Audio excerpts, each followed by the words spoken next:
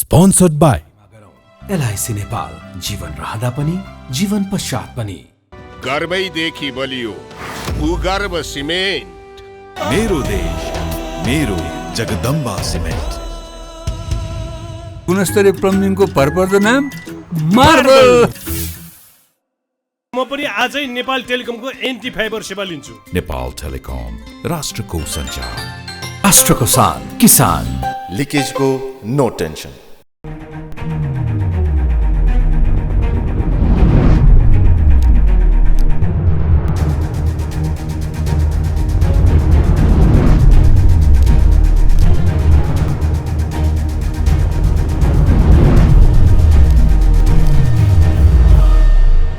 यतिखेर हाम्रो पेजमा डाक्टर चन्द्रमणि अधिकारी हुनुहुन्छ अर्थविद। तपाईँलाई म जनता जान्न चाहन्छु अनि कार्यक्रम स्वागत गर्न चाहन्छु। डाक्टर साहब धन्यवाद छ। अब हाम्रो देशको अर्थतन्त्र सङ्कटमै परेको हो त, कसरी जस्टिफाई गर्नु? 1 2 3 आधार दिनुहोस्।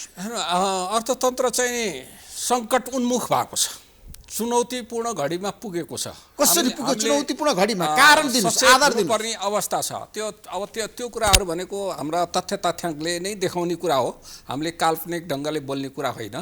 अब पहिलादेखि नै हाम्रो जुन ग्रोथ रेट थियो नि, हामी 8.5% ग्रोथ रेट राख्छौँ भनेर हिँडिरहेको थियौँ। तर यो कोभिड-19 आउनुभन्दा अगाडि नै हाम्रो ग्रोथ रेट 6%भन्दा बढ्ने अवस्था थिएन। त्यसपछि कोभिड आयो, त्यसले प्रभाव पार्दै लयो, उत्पादनमा प्रभाव पार्यो, वृद्धिमा प्रभाव पार्यो, रोजगारीमा प्रभाव पार्यो, धेरै उद्योग व्यवसायहरू बन्द भए।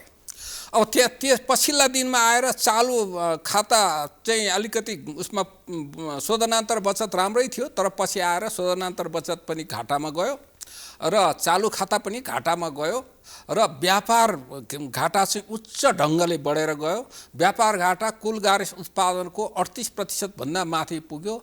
पछिल्ला दिनमा ऋणको अङ्क पनि बढेर गयो, सार्वजनिक ऋणको अङ्क, वैदेशिक ऋणको अङ्क पनि बढेर गयो। पब्लिक डेट चाहिँ अहिले झन्डै 39-40% पुग्यो यो 3-4 वर्षको बिचमा।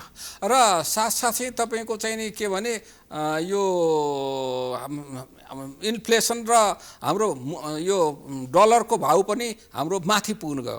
यही आदि कारणले गर्दा पछिल्लो दिनमा तपाईँले हेर्नुभयो भने 7 महिनामा 8-9 महिनामा के भने 347 अर्ब चाहिँ नि यो शोधनान्तर बचत भन्छ, ब्यालेन्स पेमेन्ट, जहाँ चाहिँ 7-8 महिना अगाडि 37-38 अर्ब चाहिँ घाटा थियो।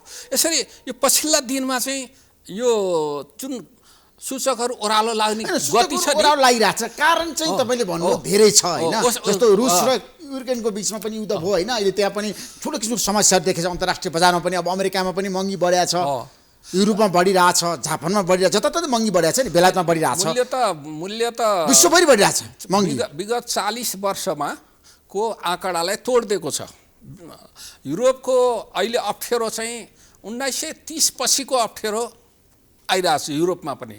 तपाईँले भने जस्तो विश्वमा नै अहिले आर्थिक सङ्कटहरू देख्न थालेको छ, जर्जर भइसके अवस्था छ। तपाईँले भनौँ बेलायतको अर्थमन्त्री यो एक्सेकर भन्छ त्यहाँ होइन, उनले चाहिँ अस्ति के भने यो 8% को मूल्य वृद्धि हुँदैछ, 6% माथि लागेर 8% पुग्यो। अनि यो आउँदो वर्षमा 13 लाख मान्छे गरिबीको रेखा पनि तल जान्छन्। 13 लाख गरिबीको रेखा, त्यसमध्ये 5 लाख चाहिँ बच्चाहरू चाहिँ अप्ठ्यारोमा पर्छन्।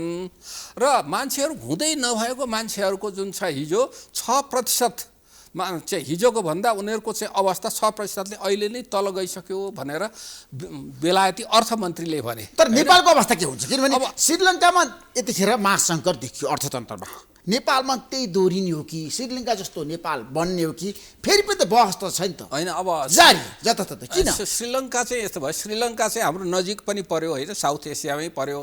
अहिले चाहिँ श्रीलङ्का चाहिँ अलिक झट्का नै पर्यो क्या। अब श्रीलङ्काको तपाईँले 2021 को मार्चसम्म हेर्ने हो भने अघिल्लो सालको 1 वर्ष अगाडिसम्म त्यहाँको बेरोजगारी दर 3.5% हो। ग्रोथ पनि अघिल्लो साल 21मा 3.5-4% को ग्रोथ भइराखेको थियो। त 13,000 प्रति व्यक्ति अमेरिकी डलर पर्चेजिङ पावर भन्छ क्रय शक्तिको दृष्टिकोणले पर्चेजिङ पावर प्यारिटीको दृष्टिकोणले प्रति व्यक्ति आय त्यति थियो। अब अहिले चाहिँ नि IMF ले गरेको अन्तर्राष्ट्रिय मुद्रा कोषले गरेको जुन चाहिँ नि अनुमान छ त्यो अनुसार चाहिँ 22 मा त्यो अङ्क चाहिँ 29,000 पुग्छ भनेर भनेको थियो। त्यस्तो अवस्था तर वाक्क एकैचोटि झट्का त्यहाँ देखियो नि त्यो वैदेशिक ऋणको भार बढ्नको कारणले गर्दा अनि त्यसका विविध कारणहरू छन् फेरि पछि व्याख्या गरौँला। त्यस कारणले गर्दा हाम्रो आँखा नजर चाहिँ त्यहाँ सट्ट पर्या हो। तर चाहिँ अब अन्य देशहरू पनि अप्ठ्यारोमा चाहिँ धेरै अप्ठ्यारोमा धेरै राष्ट्रहरू छन् तर पनि नेपाल आज अर्थतन्त्रबाट छ नि महासङ्कटमा गएको हो कि होइन क्या मेरो प्रश्न तपाईँलाई चन्द्रबहादुर अधिकारी होइन हेर्नुहोस् महासङ्कटमा आजकै दिनमा महासङ्कटमा परिसक्यौँ चाहिँ होइन तर महासङ्कटतर्फ हाम्रा सूचकहरू चाहिँ हामीले अलिकति सतर्क नहुने सजग नहुने त्यसको लागि सुधार गर्नको लागि तात्कालिक र अल्पकालीन र मध्यकालीन चाहिँ नि उपायहरू नगर्ने भने हामी त्यो सङ्कटमा नि पुग्दैनौँ भन्ने छैन। यो अर्थतन्त्र बेलैमा हाम्रो नेतृत्वले यदि गम्भीर कदम चालेन भने देशमा दुर्घटना हुन सक्छ। अब दुर्घटना सम्भावनाहरू छ अर्थतन्त्रमा। दुर्घटनाको प्रकृति अलि फरक हुन सक्छ किनभने श्रीलङ्काको पाकिस्तानको चरित्र अर्थतन्त्रको चरित्र हाम्रो भन्दा फरक छ। हेर्नुहोस् हाम्रा भन्दा अलिकति अर्थतन्त्रको चरित्रहरू फरक छ। अब सेवाको क्षेत्र चाहिँ उस्तै हो नत्र श्रीलङ्का चाहिँ 8% मात्रै हो कुल गार्मेन्ट्स उत्पादनमा योगदान कृषिको हाम्रो चाहिँ 25-26%। त्यस कारण यो पनि एउटा आधार हो कि हाम्रो लागि चाहिँ फेरि यो हेर्नुहोस् कृषिमा हामी निर्भर छौँ भनेर भनेका छौँ तर कृषिमा निर्भर हुनु चाहिँ फेरि हाम्रो धेरै अप्ठ्यारो पर्ने बेला अरू जस्तो अप्ठ्यारोमा पनि हामी पर्दैनौँ। त्यस कारणले गर्दा अहिले चाहिँ तपाईँले राष्ट्र ब्याङ्कले जुन नीतिहरू लिएको छ वैदेशिक मुद्रा धेरै बाहिर नजाओस् भनेर त्यो नियन्त्रणात्मक उपायहरू हो त्यो पनि गर्नुपर्छ। तर त्योभन्दा बाहेक सरकारले के गर्नु पर्यो भन्दा आर्थिक र वित्त नीतिको माध्यमबाट हस्तक्षेप गर्नु पर्यो। तर हस्तक्षेप गर्ने भनेको प्रधानमन्त्री अर्थमन्त्री मिलेर हस्तक्षेप गर्नु पर्यो। तीनटा सरकारका निकायहरूको बिचमा आर्थिक विषय भने धेरै टेक्निकल विषय पनि हो। यो अरू राजनीतिमा अरू ढङ्गले कुरा गरे जस्तो होइन। एउटा सानो एउटा ब्याङ्कमा रन टु ब्याङ्क भनेर आज कुदाकुद भयो भने होल वित्तीय चाहिँ नि संरचनाहरू ध्वस्त भएर जान्छ भोलि।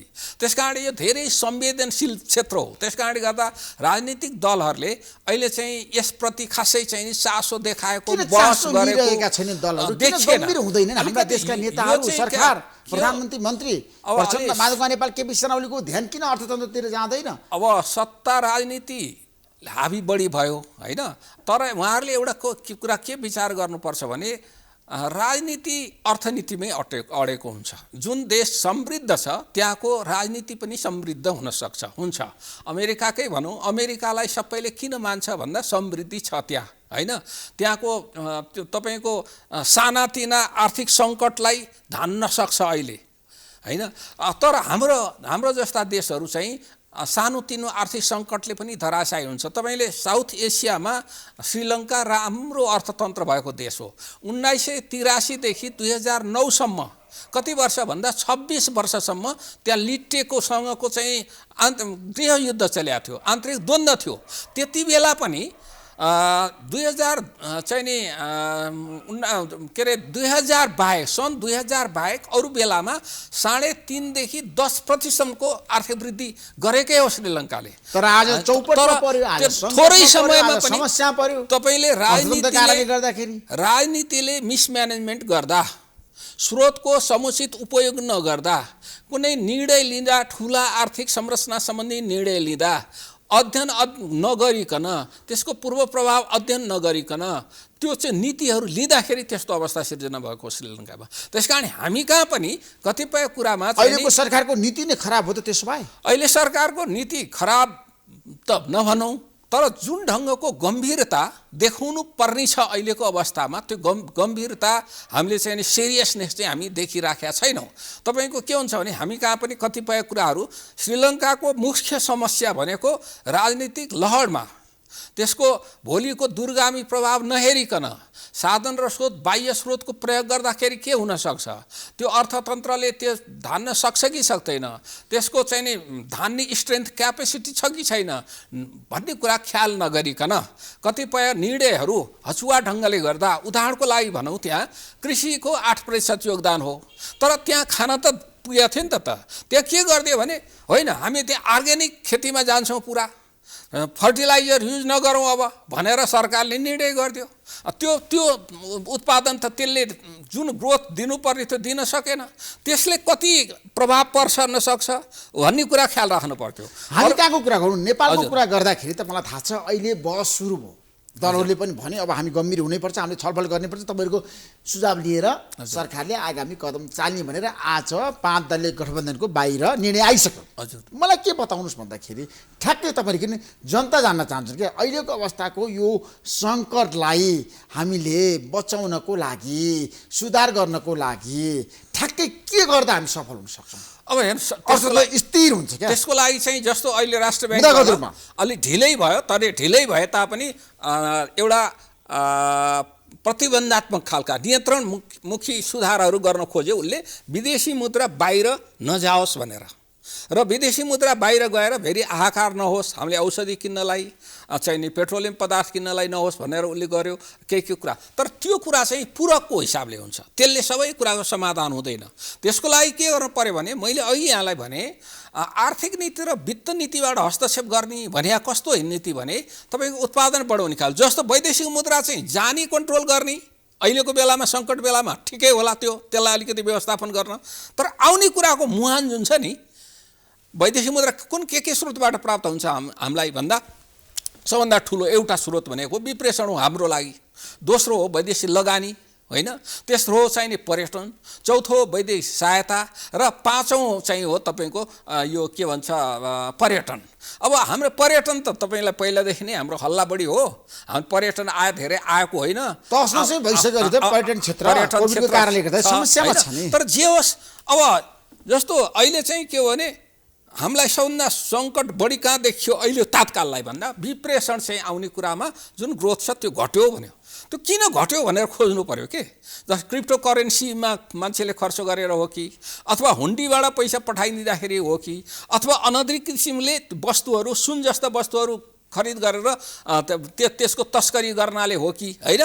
केरो आयो, मरिच आयो, सुपारी आइरहेछ हो, त्यस्ता कुराहरू आवश्यक हो। त्यो सुपारी मरिच आदि कुरामा चाहिँ प्रयोग भयो कि त्यो विदेशी मुद्रा भनेपछि त्यो हुन्डीबाट किन पठाए त, त्यस्तामा त्यो कमाउने कारोबार भइरहेछ जताततै। सुन्नु न, कमाउनेहरूले त्यसमा किन दिए त पैसा भन्ने त सोच्नु पर्यो सरकारले। किन दिए भन्दा मान्छे त तपाईँले संसारमा के हुन्छ भन्दा जब आफ्नो खल्तीको पैसा जाने बेला भएपछि राष्ट्रियता बिर्सिन्छ मान्छेले। हेर्नुहोस्, राष्ट्रियता भने धेरै जसो भाषणमा हुन्छ, यो कविता लेख्या जस्तो हुँदैन अर्थनीति चलाउने भनेको। तपाईँले त्यस कारणले मान्छेले खल्तीको पैसा जब चलाउने हुन्छ उसले राष्ट्रियता हेर्दैन, मलाई कहाँ बढी फाइदा हुन्छ हेर्छ।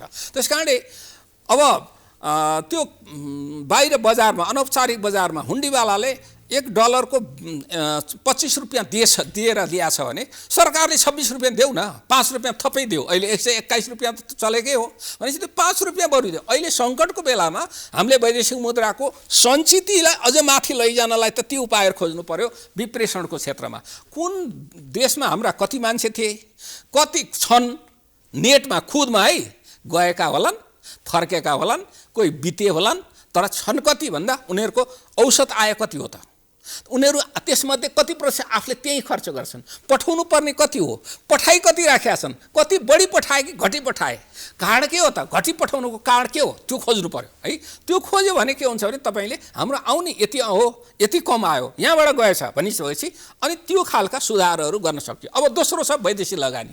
वैदेशिक लगानी तपाईँले सुनिरहेको छ, यहाँकै टेलिभिजनबाट हामीले न्युज सुनिरहेछौँ, लगानी बोर्डले भन्छ मैले यत्र आयोजनाहरू स्वीकृत गरेँ हैन, खरबौं रुपियाँ पछिल्लो समय। अनि लगानी महाशाखा छ उद्योगको, त्यसले पनि त्यही भन्छ वैदेशिक लगानी महाशाखाले। तर आयोजनाहरू स्वीकृत भएका छन्, प्रतिबद्धता आएको छ, तर ती आयोजना कार्यान्वयनमा आएका छैनन्। किन आएका छैनन् भन्दा यहाँ विभिन्न खालका हडलहरू छन्। यहाँ पूर्वाधार भने जस्तो छैन हैन।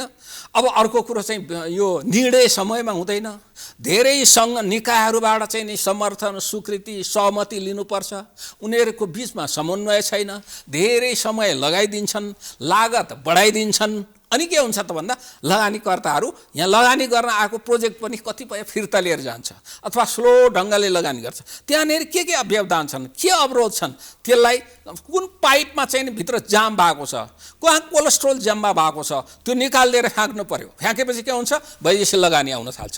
अहिले चाहिँ हामीले जाने त्यो सानो ट्याङ्कीबाट धारामा जाने पानी रोक्न खोज्यौँ, त्यसले मात्रै पुगेन, ट्याङ्कीमा पानी खनिनु पर्यो नि त हैन। आउने मेलम्ची नआएपछि हाम्रो धारामा कम पानी आउन थाल्यो भनेपछि त वैदेशिक लगानी भनेको हाम्रो लागि मेलम्ची हो, वैदेशिक सहायता भने हाम्रो लागि मेलम्ची हो, विप्रेषण भनेको हाम्रो लागि मेलम्ची हो, पर्यटन भनेको भनेपछि हामीले ती मुहानहरू चाहिँ बढी खोल्यौँ भनेको हुन्छ, वैदेशिक मुद्रा धेरै आउँछ एक। अब दोस्रो चाहिँ तपाईँको निर्यातमा आयात किन बढी भएको छ भन्दा आयात के बढी भएको छ त भनेर हेऱ्यौँ भने पेट्रोलियम पदार्थ भएको छ, मोटर पार्ट्सहरू भएको छ, इन्धन भएको छ, गाडीहरू भएका छन्, सुनको आयात भएको छ र खाद्यान्न फलफुल सबै आयात भइरहेछ हैन। खाद्यान्न फलफुल कम छ, खाद्यान्न फलफुल तपाईँले खाद्यान्न फलफुल तरकारी र लाइभस्टक गरेर 2 खर्ब जतिको आयात गर्छौँ। के हामी उत्पादन गर्न सक्दैनौँ?